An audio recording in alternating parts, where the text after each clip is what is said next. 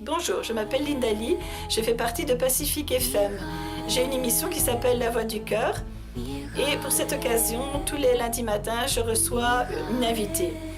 Aujourd'hui, spécialement, je fais un reportage sur Kassara qui sera avec nous le 4 mai.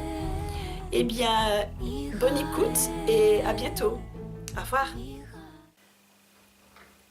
Bonjour les amis, je suis en compagnie de Kassara qui nous vient du Québec, qui est en tournée en ce moment dans notre pays, en France, en Suisse, et puis alors tu t'en vas dans un autre pays qui est beaucoup plus loin. Donc l'île de la Réunion. L'île de la Réunion, elle en a de la chance, hein. Elle est là pour diffuser, enfin pour faire ses conférences et ses ateliers.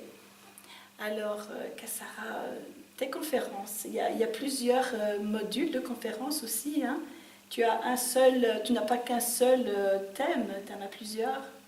Oui, donc on donne une conférence, donc les conférences le soir, donc c'est sur le thème « C'est assez, il faut que ça change ».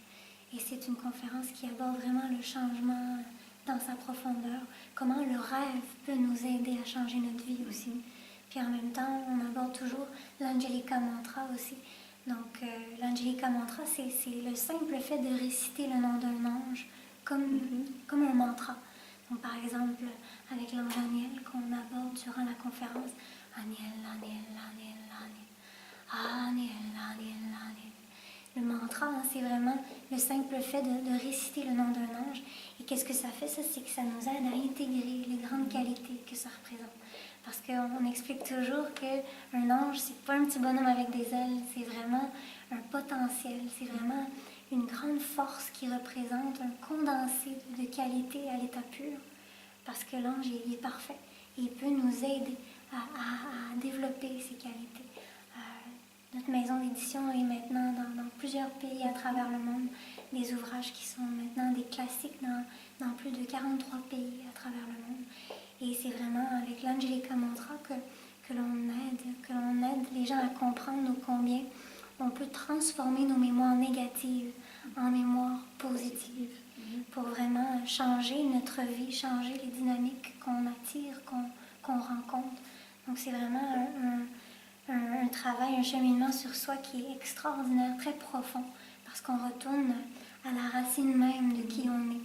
Le rêve, on pense que souvent c'est aléatoire, ce qu'on peut voir, ou parce qu'on a vu un film, ça peut déclencher certains rêves, mais au contraire, c'est d'une précision grandiose. Puis le rêve nous montre constamment qui on est, nous montre différentes facettes de nous-mêmes. Tout ce qu'on voit en rêve, c'est des parties de soi. Puis quand on comprend l'analyse du rêve, hein, on a le dictionnaire, le code source, qui est vraiment un ouvrage très connu, très bien connu maintenant. Et c'est un ouvrage qui aide à interpréter nos rêves. Très très complet, parce qu'il présente toujours l'aspect positif et l'aspect négatif de chaque symbole. Donc avec ça, là, on se trouve à vraiment aller en profondeur dans la compréhension de nos rêves, dans la compréhension de notre vie aussi. Parce qu'on peut analyser notre vie comme si c'était un rêve. Donc oui, on a effectivement une conférence qui aborde des thématiques sur le changement, sur les dépendances aussi. On a vraiment des beaux témoignages sur comment réussir à sortir du cercle des dépendances par l'Angelica Mantra, par la compréhension de nos rêves aussi. Puis, bien évidemment, par la suite, on donne aussi une journée atelier, donc qui est comme une conférence, mais plus approfondie, plus élaborée. Et ça porte comme thème un monde sans injustice.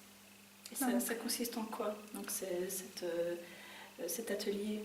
Donc cet atelier débute d'abord et avant tout avec une conférence que je vais donner sur le sujet. Et une conférence qui aborde vraiment la justice, qui aborde la vérité aussi. Qu'est-ce que la justice? On va vraiment en profondeur dans ces dynamiques-là. Et bien évidemment, il y a eu plusieurs pauses durant la journée atelier. Par la suite, il y a Anthony, mon fiancé, qui donne un atelier vraiment fascinant qui s'intitule « Les vérités cachées ». Donc un atelier qui nous amène en profondeur au travers...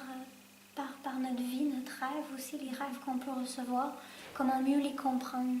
C'est vraiment un atelier qui aborde la profondeur des multidimensions du langage symbolique. en réalité, nos rêves, des fois, ils peuvent sembler absurdes, ils peuvent sembler illogiques, mais c'est parce qu'ils sont comme dans un langage codé. C'est vraiment des symboles qu'on se doit de mieux comprendre. Et c'est vraiment par nos ouvrages, la maison d'édition, c'est notre mission à nous de pouvoir vraiment aider les gens à considérer l'importance de leurs rêves, puis à pouvoir transformer ces mémoires. Parce que en positif aussi. C'est ça, le rêve les nous aider montre. à évoluer. C'est ça. Le rêve nous montre des fois des dynamiques négatives qu'on pourrait attirer, ou des fois notre potentiel positif aussi. Mais quand il nous montre des facettes négatives de soi, et l'Angelica Mantra nous aide à transformer ces mémoires. Et comme j'explique dans la conférence, l'ange à mes yeux, il est souvent beaucoup représenté avec des ailes, mais c'est juste une symbolique ancienne. Parce que à l'époque, il n'y avait pas d'autre chose pour représenter le côté extraordinaire, le côté dimensionné. Aujourd'hui, avec toutes nos avancées technologiques, on pourrait avoir tellement de symboles qui pourraient illustrer la métaphore dans son avant-gardisme, dans sa grandeur. Alors qu'à l'époque, il n'y avait même pas d'avion encore. C'est vrai. Donc, de représenter l'ange de rajouter des ailes à l'être humain, c'était une simple façon de montrer aussi sa capacité de voyager. Parce qu'en rêve, on se trouve à voyager dans notre conscience. On plonge dans nos mémoires, qu'elles soient positives ou négatives, on en prend conscience. Puis même quand on n'en est pas consciente, nos rêves influencent notre vie réelle, constamment. Quand on se réveille d'un cauchemar, par exemple, c'est intéressant comment des fois, là, on peut plus avoir d'énergie, on peut se sentir mal, on peut se sentir... Parce que l'émotion qu'on a vécue, elle est réelle, elle est inscrite dans notre âme, dans notre histoire. Donc, et ça peut influencer notre journée. Cette journée-là, le cauchemar, on peut le sentir s'infiltrer dans notre personnalité, dans notre énergie. Le lion qu'on a vu ressurgir tout d'un coup, soit qu'on va attirer des gens comme ça, ou que nous, on va se sentir intense. Puis, donc et après ça, mais la méditation, le mantra nous amène à utiliser ce potentiel-là, mais à le transformer de manière positive. Parce que c'est vraiment dans nos mémoires négatives qu'on peut trouver la force de se transformer. C'est vraiment fascinant de voir, de percevoir la vie comme ça. Est-ce qu'il y a des gens qui te disent, mais Kassara, je ne rêve jamais? Beaucoup. C'est une question qui souvent peut revenir. Il faut comprendre qu'on rêve tout le temps. C'est juste qu'on ne s'en souvient pas toujours. Mais oui, des fois on peut, au réveil, parce que des fois, c'est en lien avec la manière dont on se réveille aussi. Il y a des gens qui, quand ils vont pas du tout rêver, des fois c'est parce qu'ils n'ont pas assez d'heures de sommeil. Parce que c'est physiologiquement, notre esprit a besoin de se reposer avant de voyager, avant de vraiment rêver, puis en profondeur. Mais c'est aussi en lien avec la manière dont on se réveille. Moi, ce que j'ai fait, c'est que j'ai reprogrammé ma façon de me réveiller.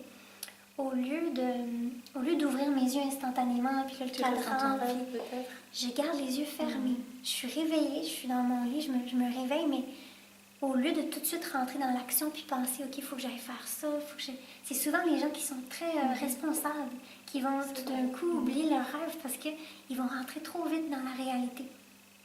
Mais quand on a la sagesse de garder le côté méditatif au réveil, ça multiplie le nombre de rêves qu'on peut parvenir à se souvenir.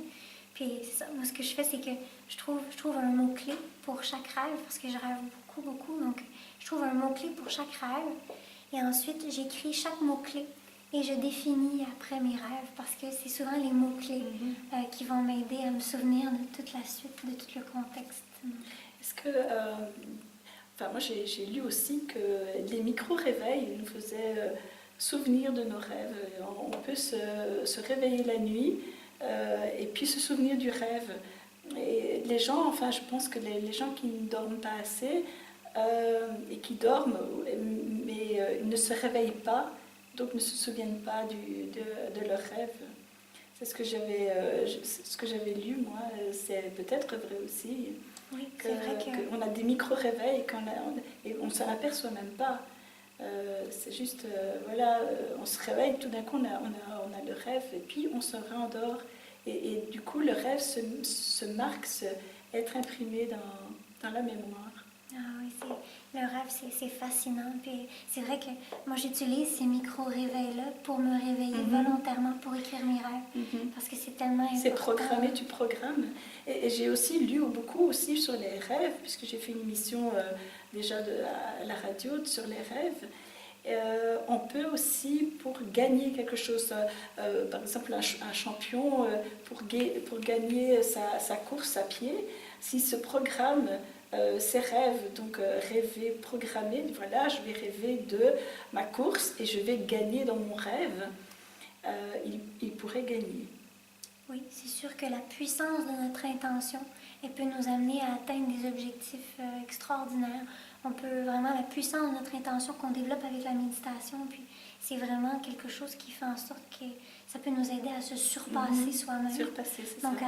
quand on fixe un objectif, il faut faire attention aux objectifs qu'on se fixe, parce que c'est la même chose quand on souhaite le négatif. Okay. On peut attirer le négatif dans nos vies après.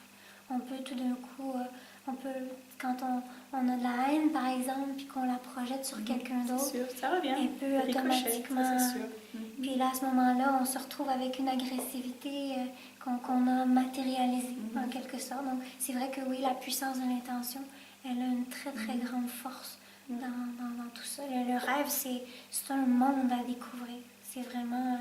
Puis, pour ma part, tout mon cheminement spirituel a pris une très, très grande ampleur par les rêves prémonitoires.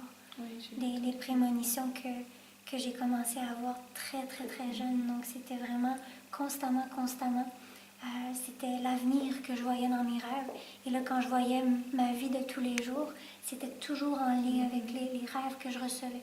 Et ça, mais plus on développe la puissance de la méditation, le focus. Des fois, dans notre société, on s'éparpille parce qu'il y a tellement de choses intéressantes aussi, mais des fois, on peut avoir un esprit tellement vif qui vient s'éparpiller de partout. Et là, dans ce temps-là, on peut perdre de notre grand potentiel spirituel parce qu'il nous manque de focus, il nous manque de concentration. Mais le mantra, l'Angelica Mantra, le fait de réciter le nom, c'est très puissant. Ça crée vraiment une grande concentration qui nous amène à ensuite obtenir des réponses aussi en méditation. On peut par exemple répéter une question, puis je peux vous assurer que c'est très puissant. Même si on ne comprend pas tous les rêves qu'on reçoit, il nous donne l'information, il nous donne la réponse. Puis c'est pour ça que c'est intéressant aussi avec l'Angelica Mantra, parce que le fait de réciter le nom d'un ange, en rêve, nos rêves vont vraiment se calquer, si on peut dire ça comme ça, avec l'ange qu'on est en train de réciter, de travailler. Par exemple, si on travaille avec un ange de changement, un ange de puissante transformation, on pourrait soudainement déclencher beaucoup de rêves en lien avec un déménagement, une transformation.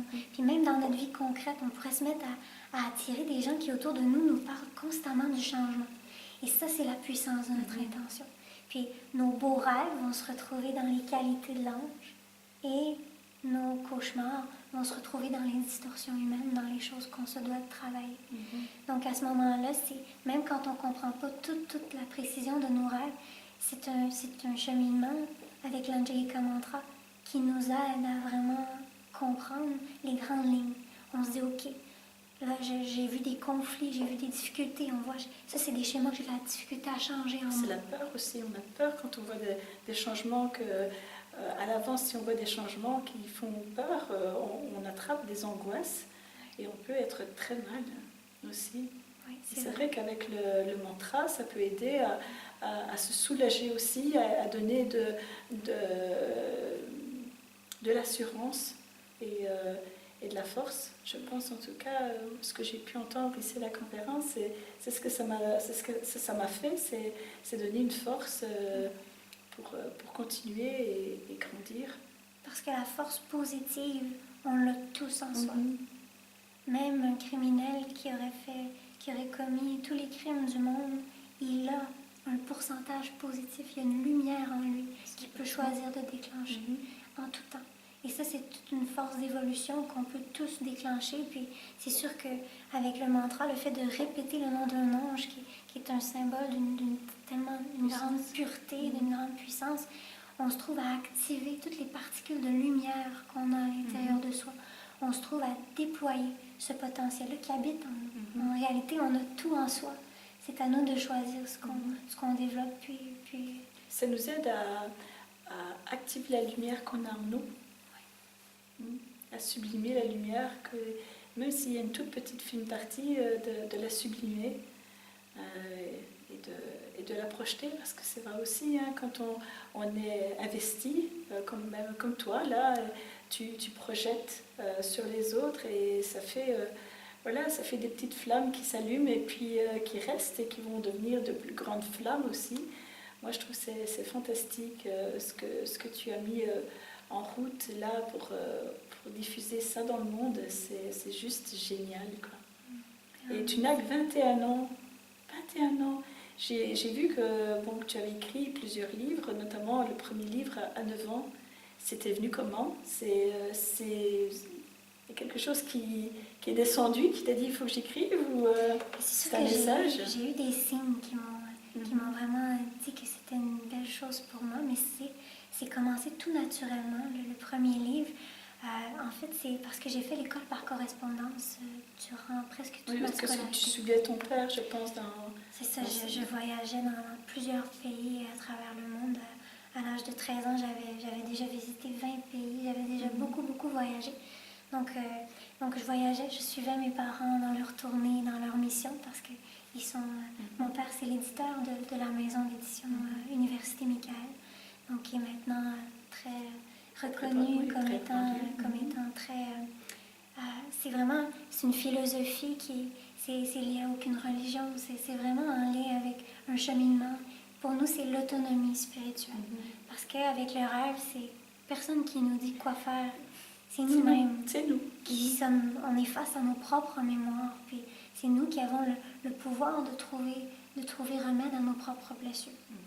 Donc c'est sûr, moi j'ai grandi dans cet environnement-là. Mais mon premier rêve, mon premier livre a commencé. C'était un rêve. C'est un rêve qui est devenu réalité. Donc c'était tout simplement mon institutrice à l'école qui souhaitait, parce que au début, je ne faisais pas l'école par correspondance à 100%. Au début, je faisais quelques temps, je revenais à l'école, quelques temps, je voyageais. Donc, je passais comme ça d'un monde à l'autre. Puis, c'est sûr qu'au tout départ, c'est elle qui m'a incitée à écrire un journal sur mes déplacements, sur mes voyages, sur ma vision du monde. Puis, parce que de voyager aussi jeune, c'était vraiment des expériences extraordinaires. Donc, c'était comme un peu des dictées. Je faisais ça un peu pour pratiquer mon français. Puis pour moi, c'était pas concevable d'écrire sur ce que je mangeais, sur où j'allais, sur où je me déplaçais. C'est qui tu rencontrais? Pour moi, c'était vraiment... Il fallait que j'y aille en profondeur. Il fallait que j'écrive sur ma vision du monde, sur mes perceptions, sur mon ressenti, ma sensibilité, et puis ma façon d'analyser la vie aussi. Dans ces deux ouvrages-là, qui sont comme des journaux intimes, en fin de compte, c'est vraiment constamment, puis c'est mes rêves aussi que je partage. J'explique dans des mots très simples, hein, parce que j'avais 9 ans quand j'ai écrit mon premier livre, mon deuxième livre à l'âge de 13 ans. Comment je vivais mon cheminement spirituel à cet âge. C'est incroyable, je veux dire, à cet âge-là, prendre autant d'assurance aussi pour écrire, c'est juste formidable. Les jeunes, les enfants, à quel âge ils peuvent lire ton premier livre? Ah, mais c'est extraordinaire, parce qu'il y a des familles partout à travers le monde maintenant, des mamans ou qui achètent le livre et des parents qui lisent à leurs enfants. Dès que l'enfant a le souhait, a l'intérêt, il n'y a pas d'âge pour la spiritualité, puis c'est l'âme qui vibre à cette fréquence-là. Il y a pas d'âge. Même, je connais des parents l'enfant a 2 ans et demi, 3 ans, puis il est déjà fasciné par... On a plusieurs ouvrages aussi pour les jeunes, les encore plus jeunes. Donc, c'est vrai, des petits... On a un conte aussi pour enfants. Okay. qui parle, c'est toute une découverte. C'est un personnage qui part en méditation. En fait, c'est intéressant. C'est un conte que mes parents avaient l'habitude de me raconter quand c'est j'étais édité jeune. encore, on peut toujours le... Oui, il est très on bon. Oui. C'est lequel, celui-là? Donc, c'est Au pays du ciel bleu. Celui-là, je vais te montrer. C'est un conte... oui, celui-ci, oui. C'est mes parents qui me racontaient cette histoire-là. Fantastique. En plus, la pochette, la couverture est magnifique. Hein? Oui. Tous nos ouvrages sont disponibles sur notre site internet. Ok. Donc, au www.ucm.ca ou 72anges.ca. C'est 72 anges. En Belgique, c'est 72. Ah, 72, oui, très 72. Comme en Suisse, je pensais aussi 72. Oui. Mais écoute, Kassara, merci beaucoup pour cette petite interview. Ça me touche vraiment. Et puis, j'ai hâte de faire l'émission du 4 mai avec toi. Ça sera par Skype, parce que Kassara sera en Suisse à ce moment-là. Hein. Et on fera ça par Skype. Et puis, voilà, je suis juste super heureuse de t'avoir vu aujourd'hui, puis de te rencontrer, de faire l'émission le 4 avec toi. C'est juste un réel plaisir. Mais merci. Merci aussi. Pour cette belle entrevue. Merci. Merci. Au revoir. Merci.